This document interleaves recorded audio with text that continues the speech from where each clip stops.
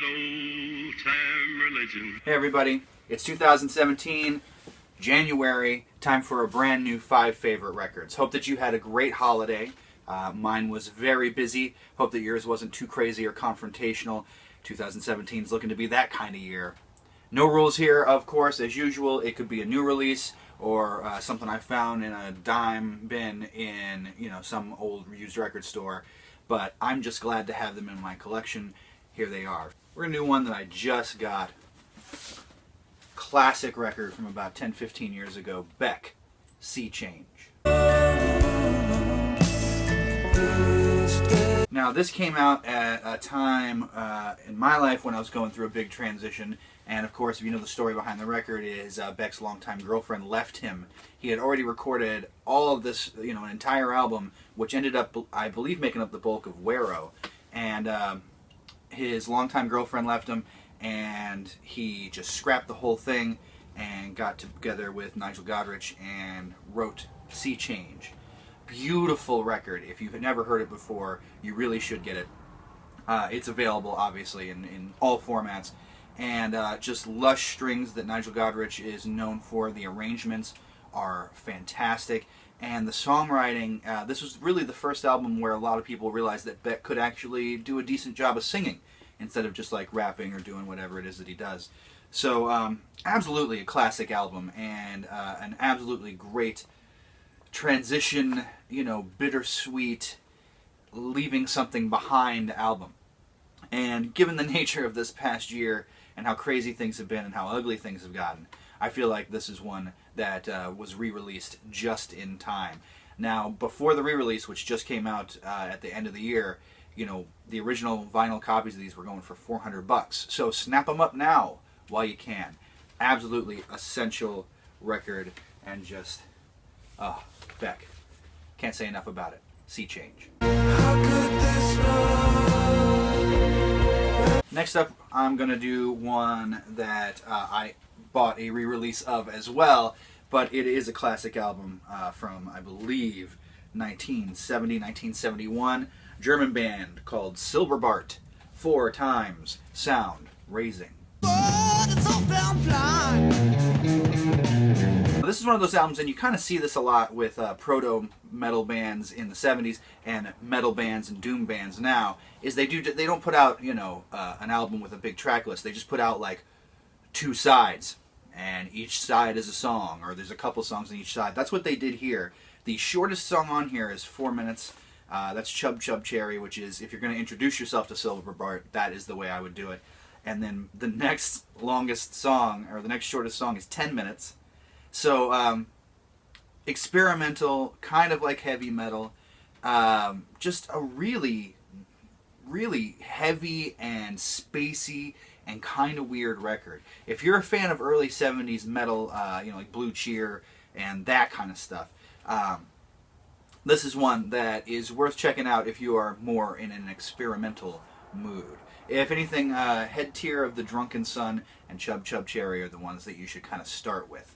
Incidentally, the longest and shortest songs on the record. So, Silberbart, 4 times sound raising. I'm going to do a single for number 3. This is one that I picked up from Bomp Records, putting out really good garage and noise stuff. I'm really, really enjoying getting stuff from this shop, and they have an excellent $5 section that you can just go through and buy all these singles, and 9 times out of 10 you'll get something that you can at least live with, that you'll like. This one is from a guy called Charles Albright. Never heard of him before this. It's a single called Wait. That's weight as in heavy weight as opposed to weight. But that's the A-side, and honestly, the A-side, I like it. It's okay. My favorite thing about this single is the B-side, I Am the Counterculture, in parentheses, Drop Out. It is noisy. It's very catchy. It's kind of like if, a 70s punk band got a hold of some Hawkwind records and decided to take a crack at that style.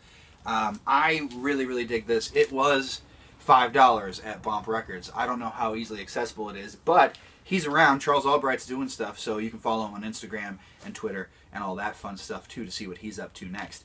I'm definitely going to be digging more into him. after hearing this. I really, really dig it.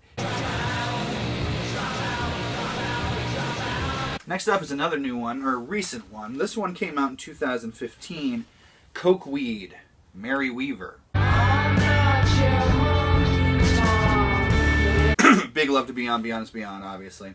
Coke Weed, Mary Weaver. I don't even really know how to describe this record. It's kind of like, you know, it's got an indie feel to it. It's got some kind of like weird, you know, kind of syrupy vocals from the lead singer. And the closest one, you know, the Breeders, I'm going to make that connection. I'm going to make the connection to the Pixies and things like that. But it's just a different record, and it's one that grew on me. I didn't know if I'd like it at first. The singles I wasn't like the biggest fan of, but it grew on me. And then when I really kind of dug deep into the record itself, there were some tracks on here that I loved. So if you're going to get this record, check out All the Shades, Shortest Night, Honky Tonk Man. It's just some really like heavy, kind of almost like doom pop. I don't know how that would work, but they do a good job. I'm hoping to hear something new from them in the next year or two. Check it out, Beyond, Beyond is Beyond Records, Coke Weed, Mary Weaver. Got this as part of the Jamscription, by the way. Just saying. Last, but definitely not least, this one holds a lot of memories for me, and it was one of the records that helped provide the basis and the origin for this show. This is Neil Young, Tonight's the Night. Morning sun is yet to climb my hood ornament. So the cool thing about Tonight's the Night, or it's not really cool, it's kind of sad, is that it was recorded directly after a good friend of the band and their guitar player for Crazy Horse passed away. And the feel of this album is just depressed. So I remember sitting around with my friends Colin and John when kind of setting up the inspiration for the show. We'd sit around on our couch and smoke and drink and whatever and listen to records, and this is one that we went back to time and time again. It's funny in places. It's heartbreaking in places because of how just devastated Neil and the band were over the passing of their friend. And so it comes across as very dopey, kind of silly almost, but they went in and they wrote these songs and recorded these songs just in mourning. And so when you look at it from that approach, it's an amazing song or amazing album. And you know, as is usual with Crazy Horse, there's like the bar songs, you know, the big raucous, you know, kind of loud, you know, stuff, and then there's some more reflective things on this record too. I mean, if you're a rock and roll fan or a Neil Young fan, you don't have Tonight's the Night, just get on it, man. It's a fantastic record and a fantastic listen, and I am glad to have it. Having a ball, rolling to the bottom. So that's it for January's 5 favorite records. I hope that you are getting turned on to some music that you might like. So I am no longer on B-Box Radio, but you can still listen to Old Time Religion Radio Hour every week. Brand new episodes on affinityradio.net out of Kent, UK. I've been there every Tuesday for a long time, but now that is going to be my new home for the time being.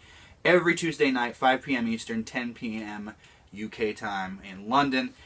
Bringing songs to you from the 60s and 70s that you don't hear often enough, and all the new stuff that is bringing those vintage sounds into the modern day. You can also check me out about every month at Good Room in Brooklyn as part of Garageland. I get to spin records there, which is always fun. I believe there is one coming up in January, second or third week in January. And follow me on Twitter, OTR_Radio Hour, Facebook.com/OTRRH, Instagram, Old Time Religion Radio Hour, all spelled out. And if you want to hear any of my past shows, or want to see news about what's coming up, or want to see album reviews, then go to OTRRH.com for all things Old Time Religion. Right now I've got a brand new project that I'm reviving called Random Access Transmissions, because I got to do something with all the records that I don't play on my show. I hope that you're having a great year so far in the new year. Let's continue good luck into February, and I'll see you next time.